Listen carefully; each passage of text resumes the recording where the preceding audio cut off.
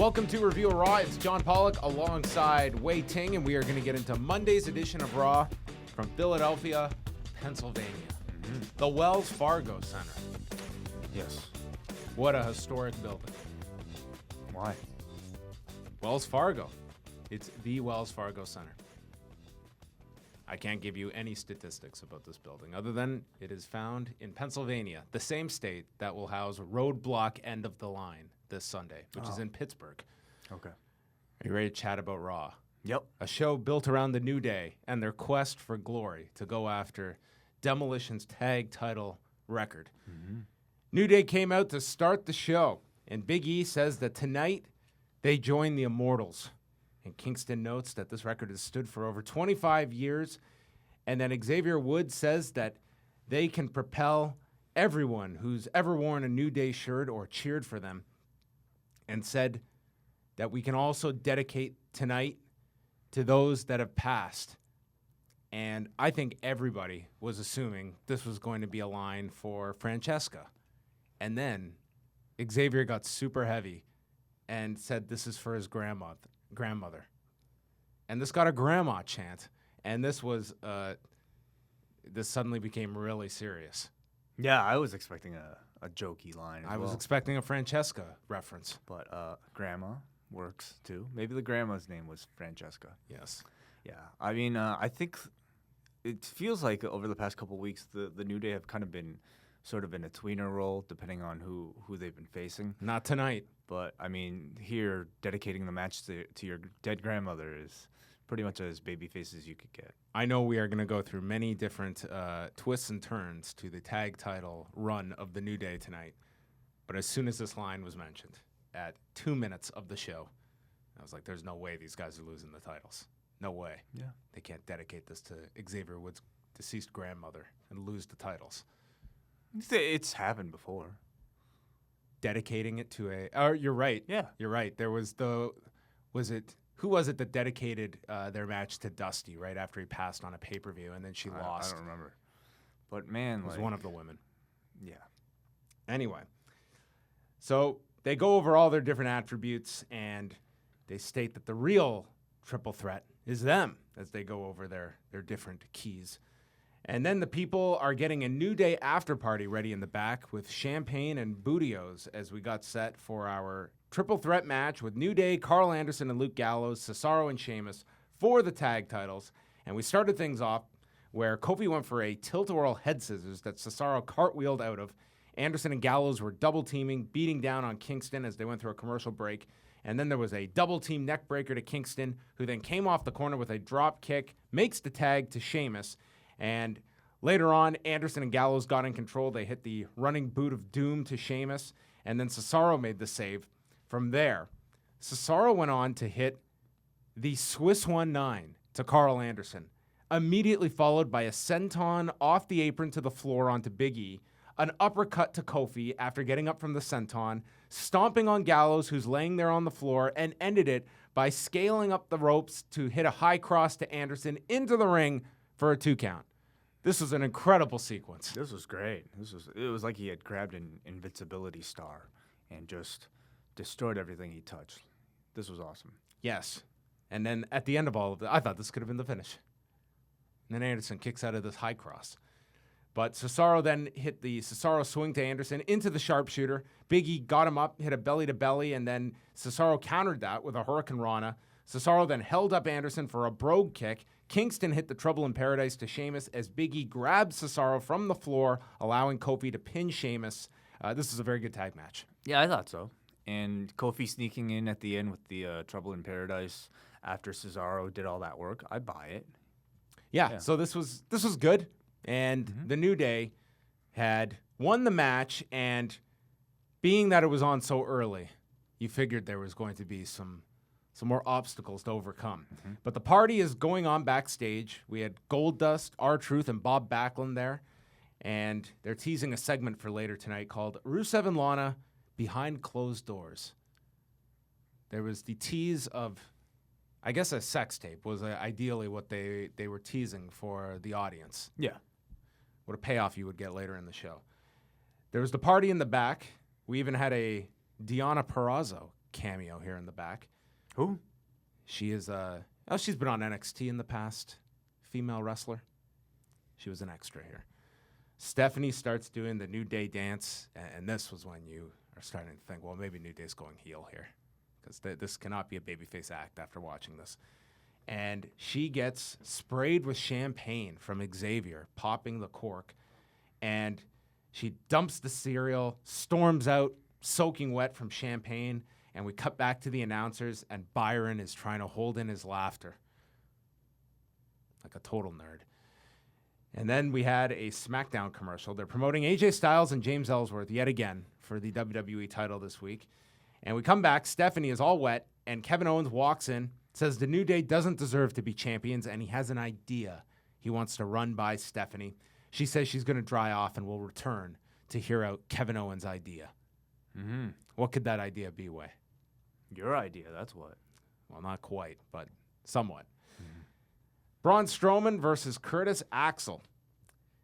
Strowman started the match with a running splash to Axel and then is pounding him down on the chest, goes to apply a torture rack, and Axel gets off of his shoulders, kicks him from the corner, and then there's a drop kick from Axel off the second turnbuckle into a clothesline, which really didn't connect with the exact accuracy that this clothesline was designed. And then it ended with the newest finish from one Braun Strowman, a wheelbarrow into a slam for the win at a minute 14, just dropping him on his chest after lifting him by the legs. Yeah, what is his finisher? It changes a lot. You have to name one. Oh, we have the reverse choke slam. We had the backbreaker deal. Yeah. We had, he had some variable of a slam, multiple slams. Yeah, a lot of slams. I'm sure he's still working at finding the right fit, but I don't mind a guy having multiple finishers. He's like an All Japan heavyweight from the 90s. I guess the issue is right now he doesn't necessarily have one that necessarily stands out amongst all of them. So when he does have that, match, and you want to set up those near falls, how many of these are going to be recognizable enough? But I think his squashes still continue to look very good. He has a great intensity. Byron then goes to interview Strowman, and Braun says, first, you need to congratulate me on my victory before you talk to me. And then he is asked about the reaction to Sami Zayn's tweet, because Sami Zayn wants another match with Braun Strowman. Strowman calls him an annoyance, and that Foley is protecting Sami, who cannot last 2 minutes with him, and we cut to Mick Foley watching in the back. I feel they're really letting Braun talk a lot, and he doesn't need to talk a lot. Yeah, it might not necessarily help.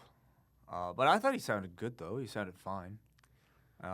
He looks a little goofy to me. That's kind of maybe, I don't know if he could fix that, though. He's kind of there. He's kind of born with that. Have you gotten over his nipple issue? Is that still a problem for you? Yeah, they have. Yeah, it's covered now.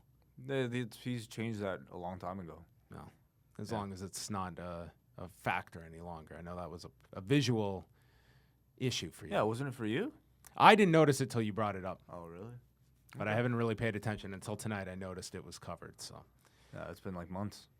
So Foley's watching this in the back, and Sami walks up to him and says he's not going to let Braun Strowman talk to him like that, and he demands the match with Braun Strowman and says he doesn't need to be saved from Mick Foley. He asked Mick, who would you be if someone had tried to save you from climbing back up the Hell in a Cell? And Foley says he wishes someone was there to protect him. And Strowman is trying to end his career. And Foley knows that Sami Zayn cannot beat Braun Strowman. And Zayn says, well, if I'm not going to be given opportunities here, then maybe I should leave. And Foley says, well, I will call Daniel Bryan then to work out a trade. And that's how we left it, with the tease of the first trade since the brand split 2.0. I guess Jack Swagger was just a free agent. Yeah, free agent signing at midnight. Yes, a huge pickup. Yeah, another great performance from Sami Zayn here. And I love that he brought up, in reference to Mick Foley, whether or not he wished somebody would have stopped him going off of the Hell in a Cell, because it pays. I love it whenever they reference history with somebody like Mick Foley, and I thought for this storyline it was perfect. Arya Daivari took on Lindsay Dorado, Daivari was in control of the match when all of a sudden Jack Gallagher's music played and he came out to formally announce his intention of interfering in this match, calling Daivari a scoundrel, and he's going to give him a thorough thrashing. And then they start fighting on the floor, and the bell was rung at 2 minutes and 34 seconds, ending when Gallagher drop-kicked Daivari off the apron. And Michael Cole then said, "This is just a sample of the action you see on 205 Live." Yeah. It's like, boy, I could see an hour of this. This nothing match, and then a literally telegraphed run-in by Jack Gallagher. I love Gallagher's gimmick of coming out and announcing his intention to interfere. I think it's great. I thought it got a good reaction at the beginning, but I think he got into the brawl a little prematurely. I think he could have kept a bit more going, Jack Gallagher, maybe bringing in a few more lines. And again, like, his character, I think, is very well suited for Raw because there's just so much unique about him, from the way he talks to the way he looks to just, doing things like this. I think they're on the right track with him, but I would have liked to have seen more because at the end of this, it felt so rushed, everything, that it still felt a little cold to me. And the other thing is, like, I feel like Lince Dorado is somebody that was this was his debut on Raw. Yep. Essentially. I think he might have been one of the tags. He's done, one of the... he has been on before, you're right. But since 205 Live was on, he hasn't had... I don't know if he's had a singles match. Here, he's like, a total afterthought. And not to say you have to give everybody focus, because maybe that's part of the problem, too, is that they're focusing too much on everybody. But here, I just felt like he was a non-factor completely. I just can't get excited for another Jack Gallagher, Arya Daivari match. Yeah, it's a bit much. I mean, we're getting 2 of them a week, and I'm sure we'll get another one on Tuesday night. The Rollins report was next. This was an interview segment for Seth Rollins. He comes out, and he says his road to Triple H goes through Chris Jericho and Kevin Owens, and he brings out Owens as his guest, and Owens is not going to come down to the ring. Instead, he goes to the back, brings out a stool, and sits at the top of the ramp. And Rollins says that Owens says that he and Jericho are each going to have the other's back on Sunday at Roadblock. Rollins kept interrupting him, and Owens threatens to break his face. Owens then announces that Stephanie has put New Day into another title match tonight against Owens and Jericho. And Jericho comes out, asks if Owens thinks he'll ever team with him again, and Owens then tells him to think about the present and the future, not the past, as Rollins refers to them as Bon Jovi and Meatloaf, and that Owens is trying to tell Jericho what to do to try and get the dissension heated up between the two.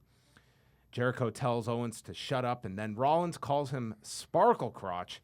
Jericho teases putting him on the list, but then drops the pen, saying he's going to put him on the disabled list. And it ended with Owens joining in with Jericho, and Rollins got jumped by Jericho. They double-teamed Rollins on the floor, worked together until Roman Reigns ran out for the save, going after Owens and Jericho, and then Rollins joined in as well, with Owens saving Jericho from a pedigree. Yeah, you're probably really excited. You're finally getting your wish. They were finally going to put the match together, the tag title match with Owens and Jericho going for the titles. Yeah, I like the storyline a lot. I think it makes great use of something that they actually, that is actually important historically. But what I kind of got from this was just how much over the heels were than the baby faces, which is kind of something that's, I guess been an issue this entire month. If there was anything here, there was no concrete reason why Owens and Jericho were just all of a sudden getting along. I don't think they really emphasized that this tag title shot means a whole lot to Jericho. It was just he was out there and he was aligned with Owens after all this. They're trying to show that because of Rollins, Jericho really wants to work with Owens again. You know what I mean? Like, Rollins was the instigator that's annoying Jericho enough to go back to Kevin Owens to try to get the tag team titles. After that segment, Charlie Caruso interviews Rich Swann, and we have a triple threat at Roadblock involving Swann, Brian Kendrick, and TJ Perkins. And Brian Kendrick walked in, followed by Perkins, and Kendrick says that Perkins is a traitor and is going to stab Swann in the back. Perkins took on Kendrick. Kendrick was sent to the floor. There was a wrecking ball drop kick by Perkins that doesn't fully land on Kendrick, which Graves noted. Kendrick then was placed into the Tree of Woe after the break and hit a running drop kick. Springboard missile drop kick was delivered to Kendrick, who then got a 2 count.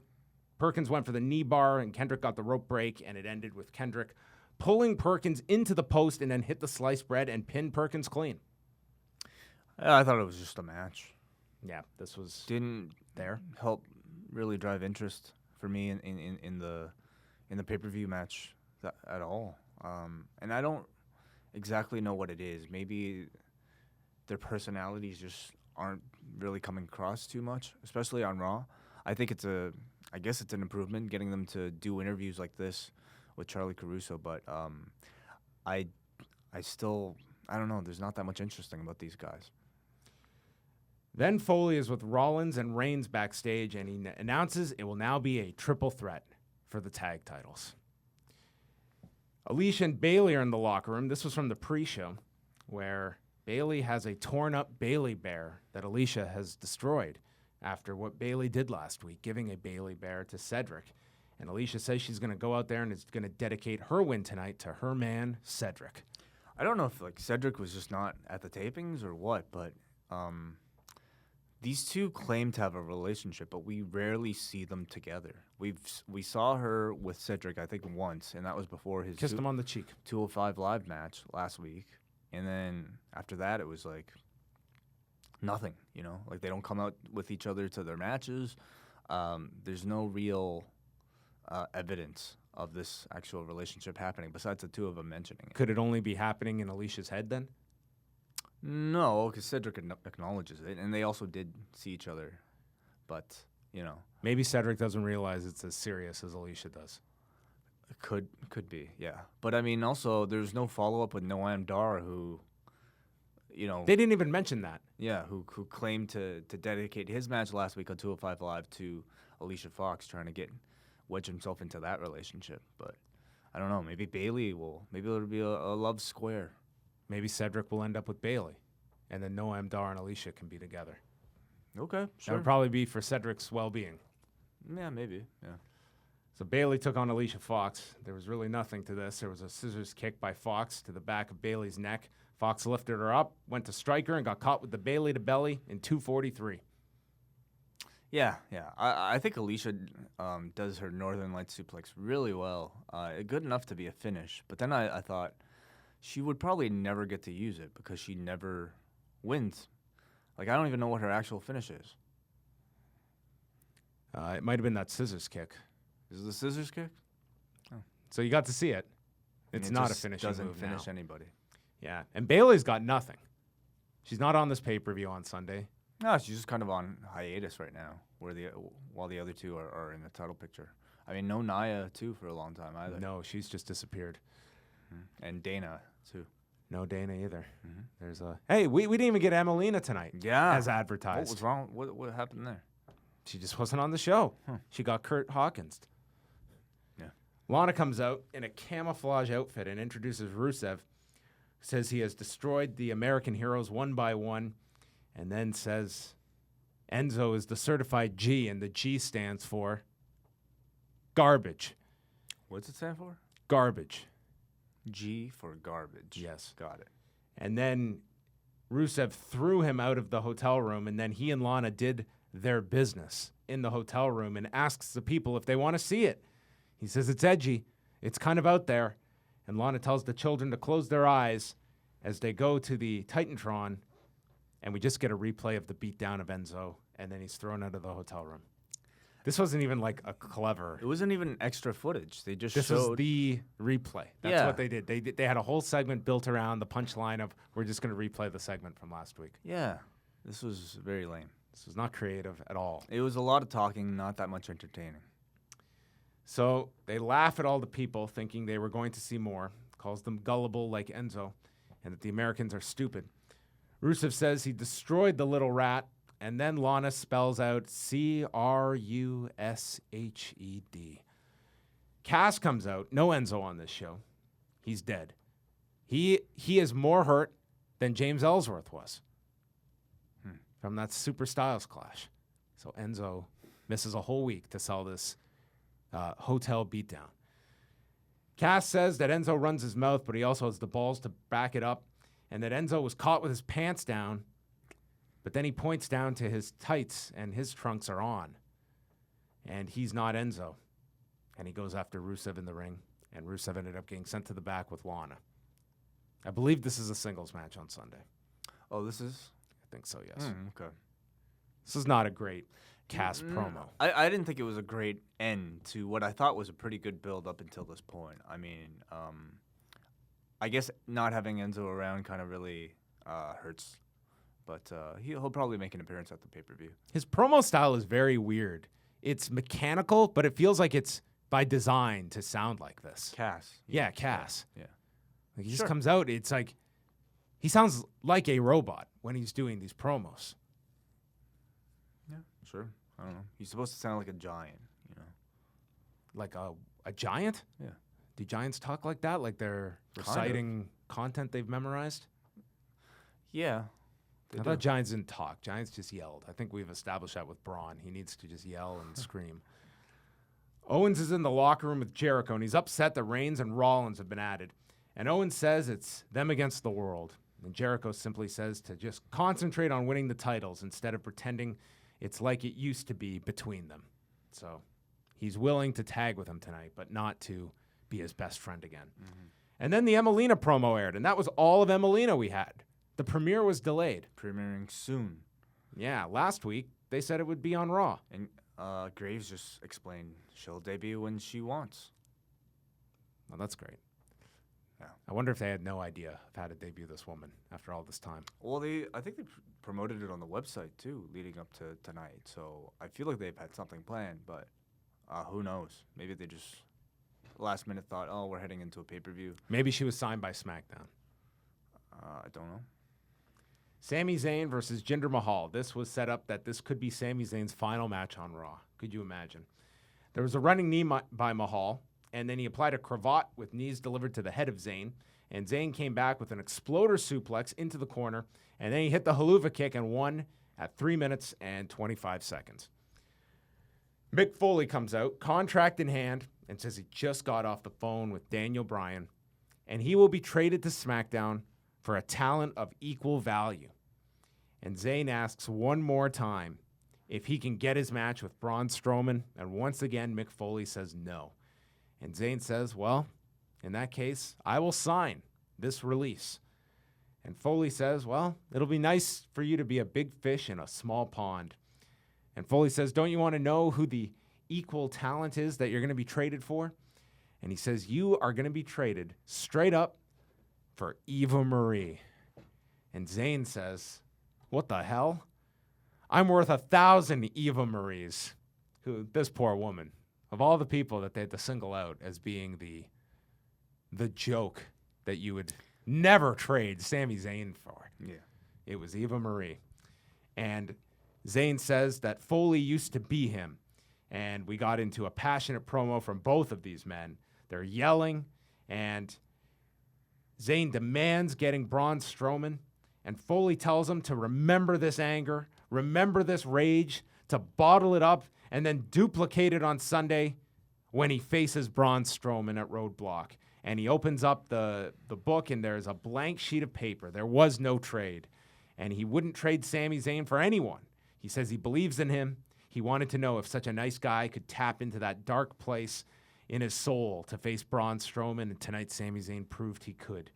And Braun said he wouldn't last 2 minutes, but he's going to give him 10 minutes on Sunday at Roadblock End of the Line. So what, like a 10-minute match with a 10-minute time limit? Presumably, yes. Gotcha. 10-minute time limit where Sami Zayn has to last. That's Braun it. Strowman. So he doesn't have to win. No, he just has to last 10 minutes. Gotcha. Which I imagine they'll at least tease doing. Maybe he'll lose. Maybe he will. But I thought the segment was really good with these two. I thought it was brilliant. I think this whole build has been really great. It's been a really great way to build to Zayn versus Strowman using the amazing speaking abilities of Mick Foley and Sami Zayn. I mean, you talked about Braun Strowman, and he's certainly not there on the mic yet, but somebody that I thought they made great use of here was Mick Foley. And so it's been a real pleasure to see Sami Zayn perform in-ring with Mick Foley in these promo battles, and I think these two have just been tremendous. I think the the segment was really well written, you know, down to the reveal of the blank page. Even with the Eva Marie tease, I think it was just very, very fun to watch and very well performed, very, very well written, full of serious and depth that I think you don't get in a lot of these other programs on the show. I thought that was going to be the reveal, was when he opened it. He said, "I'm just kidding. You got traded for Paige." She's on Raw, though. Is she on Raw or SmackDown? She's a Raw. Is she? Yeah, she's a Raw girl. All right. They recap John Cena being on Saturday Night Live, and then The New Day took on Kevin Owens and Chris Jericho and Roman Reigns and Seth Rollins for the tag titles. The first big spot of the match was a Tower of Doom, where Reigns was on the bottom with Big E and launched everybody. They went through a commercial break. We saw the somersault leg drop by Owens as Woods was taking it, and Owens had the advantage here. Big E eventually got the tag from Woods, delivered 3 belly-to-belly suplexes, and then a splash to Jericho as Rollins blind tagged himself in, sending Jericho to the floor with a clothesline, followed with a suicide dive to Jericho on one side, Big E on the other. Reigns then blocked a code breaker into a sit-out powerbomb for a 2 count on Jericho. Reigns knocked Owens off the apron with a Superman punch, but then Jericho got a near fall with a schoolboy that everyone bought into. Woods was then tagged, scaled the top rope, and hit an elbow drop to Reigns across the ring. And then Reigns lifted Woods into a knee from Rollins. Woods is down. Jericho then crotches Rollins on the top turnbuckle. We saw this great-looking lion salt from Jericho, where he went like 3/4 of the way across the ring to Woods. Got a 2 count, applied the walls into a cradle by Woods for a 2 count, and then Owens catches Woods with a super kick, and then we got the pop-up powerbomb into the code breaker, but Rollins shoved Kevin Owens into Jericho, which ended up breaking up the cover. This led to Jericho and Owens arguing. Rollins kneed him into Owens, hit the pedigree to Jericho, but then Big E pulled Rollins to the floor, allowing Xavier Woods to cover Chris Jericho, and the New Day retain the tag titles and will set the record. This was a very good main event. Yeah, I agree. I thought it was a great match that served as a great environment to build heat to the main events on Sunday.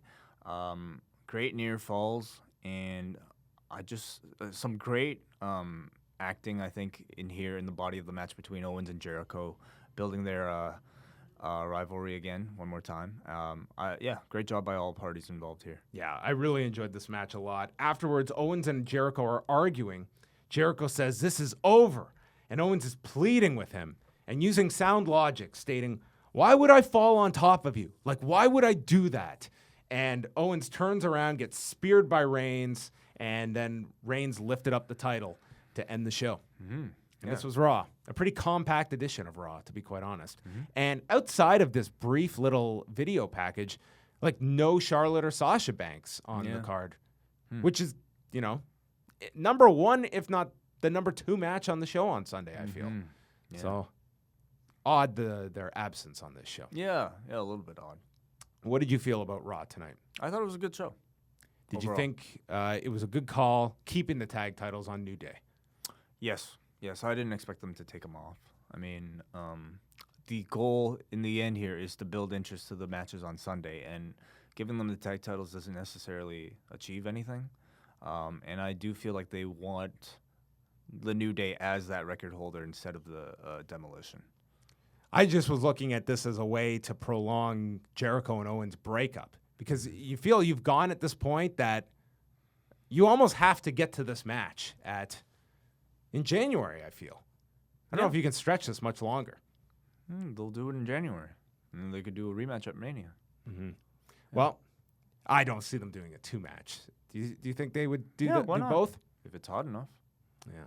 I don't know. I don't know if this will...